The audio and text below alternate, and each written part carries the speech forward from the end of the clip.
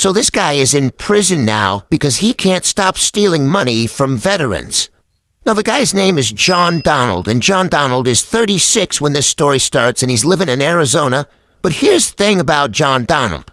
He's a lawyer, but he's also pretty much a shady asshole. He's the kind of lawyer who makes false statements in court and misses court dates, and he even threatens other lawyers. He's just a terrible guy. One day in 1983, two women walk into his office, and they tell him that a relative died and left them a large inheritance, and they just need his help accessing it. And John Donald's like, all right. And he actually does his job. He helps them get access to the estate account, and it contains $99,000. Now, all he has to do is transfer it over to them. And that is when John Donald starts thinking, what if I don't transfer it over to them? What if I just keep the money and disappear?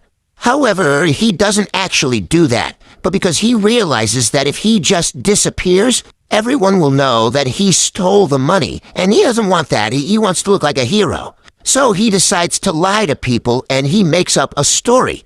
He tells everyone around him that he's secretly investigating some drug ring and that some corrupt officials are involved. And in case things get dangerous for him, he might suddenly have to leave town without warning. This way, if he vanishes, people will think that he's this brave man who's exposing this incredible crime and not a thief. And his friends actually believe his story. They're like, cool, man, take care.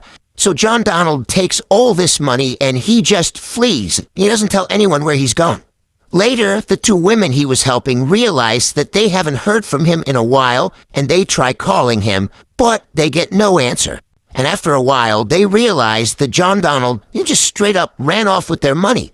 So they go to the police, and police start investigating. And as they look into this, they realize that this isn't the only theft John Donald's involved in.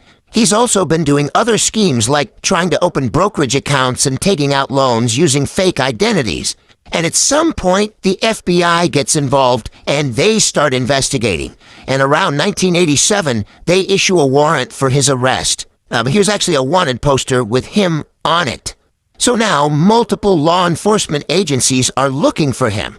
But by this time, John Donald, he's gone. Like, after leaving Arizona, he never stays in one place. He's constantly moving from state to state, changing his name, changing the way he looks, doing everything he can to make sure that no one figures out that he is a wanted criminal. And everywhere he goes, he finds more and more ways to scam more and more people. He commits commodities fraud in San Francisco, then he